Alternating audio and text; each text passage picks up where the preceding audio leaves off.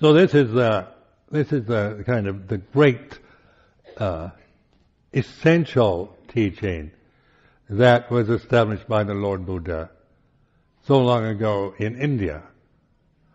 And it's a truth that isn't a matter of time or culture anymore. It's not about ancient India or Asian culture. It's about the way it is.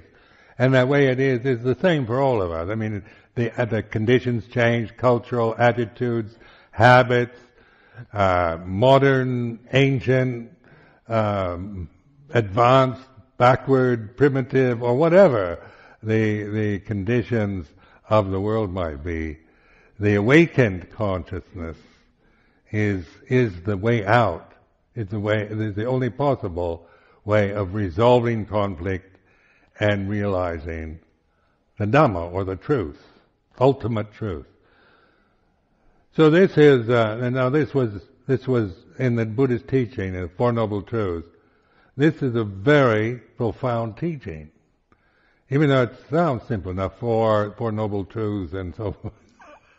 It's not a matter of thinking or analyzing, but it's like a map. It's a good road map. If you use it for traveling on, then you can observe, you get to the goal, you realize the truth. Because the truth is reality itself. It's not an abstract, kind of metaphysical, philosophical, ideal truth. But this awakened state is ignored, not recognized, not appreciated. And at this time, in modern societies such as this one, the suffering that we have and the endless conflicts and problems that we have within ourselves, within our relationships, within our families and society, internationally, wherever. It's because this reality has never been fully recognized, never appreciated. So it is a matter of kind of trying to convert or convince or dominate another group. Where the Buddha's teaching isn't about converting anyone to becoming a Buddhist. The Buddha was not a Buddhist. And he didn't teach Buddhism. He taught Dhamma. Now this is very important because there's so many different Buddhist traditions now and different Buddhist conventions. And of course in a country like this it gets very confusing because there's so many books written, there's so many, so much available, so much information, translations from various Buddhist schools and traditions, not to mention all the other religions and philosophies now are available in libraries, in bookshops, internet. I even hear I'm on the internet, and I have nothing to do with this. I don't know how to do this. But if you do it, somebody say Sumedho, you'll find all kinds of things about me. I hope they're all right.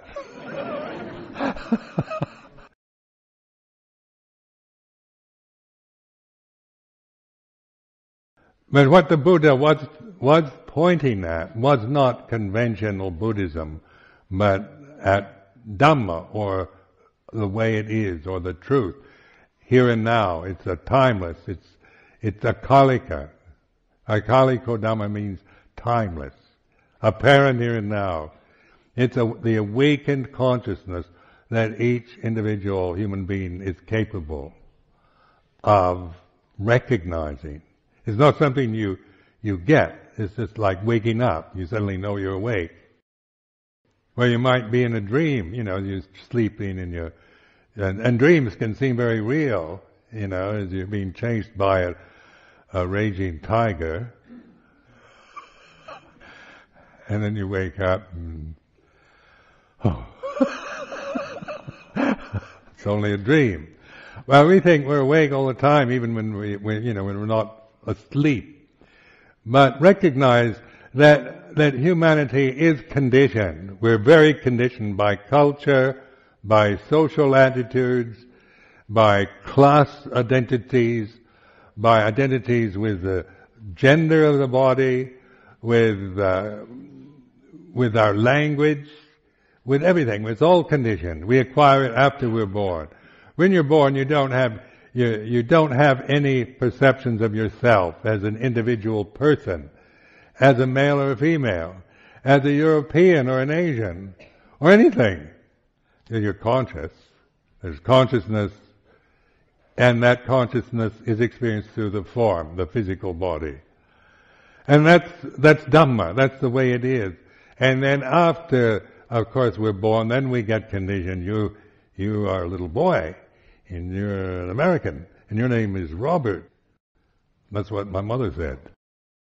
And you're a Christian, and you have to be baptized. And so I went through the whole conditioning process, because this was the conditioning you're an American.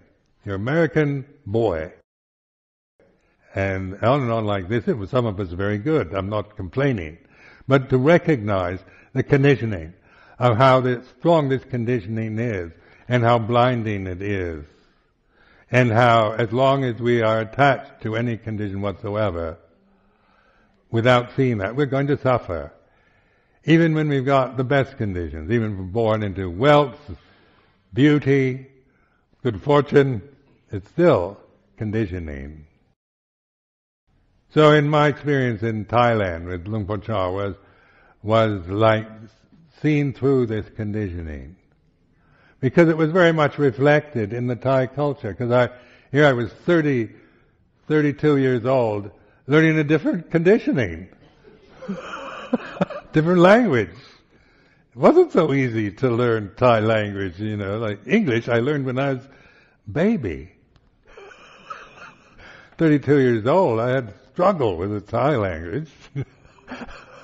So, I did learn to speak it adequately, but it's still conditioning.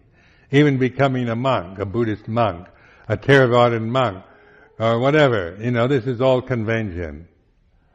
Now the Buddha was not trying to erase convention or destroy the world, but the Buddhist teaching is all about understanding, awakened attention, understanding the way it is. And so this has no conceptual form, It's intuitive. It's intelligent. It's universal intelligence. It's not cultural learning.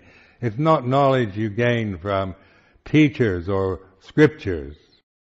It's not acquired knowledge. It's not biased by any cultural attitudes or religious attitudes. So what the Buddha is actually doing is awakening, a teaching to help us, to encourage us to awaken and understand, observe, recognize. Then this is done not through the intellect anymore, but through the intuition, the wisdom faculty. So this word panya, or wisdom, panya translates as wisdom in English. This is the discerning ability that we tune into through awareness. And this is the liberation, is this intuition, this sati sampajanya, sati panya, knowing reality the way it is. Now this cannot, in the Buddhist terms, as long as you use language, it's going to divide things up. Because language and the intellect are conditions of the mind that divide everything. They discriminate. Like language itself is that you've got good, you've got bad, you've got right, there's wrong, there's heaven, and then there's hell, there's God, and there's the devil, and you've got one, you've got the other, you've got the positive and the negative. Now this is how the thinking mind is. That's its limitation. As long as one is attached to the intellect, to the thinking process, and doesn't realize recognize the suffering of that attachment, then we live in a world of, which is divisive, is divided. We're dividing it inside ourselves. There's always me and you, and then there's right and wrong. In religion, it's easy to get very righteous.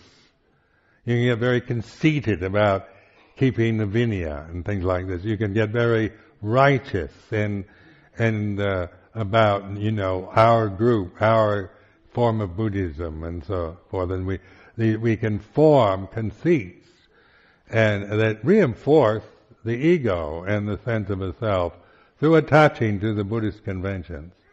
But recognize that the Buddha, this is not what the Buddha was pointing to. Was not becoming a Buddhist, not trying to make yourself into some ideal, or trying to always try to control everything and try to fight against evil forces, but to recognize, to awaken and recognize conditioned phenomena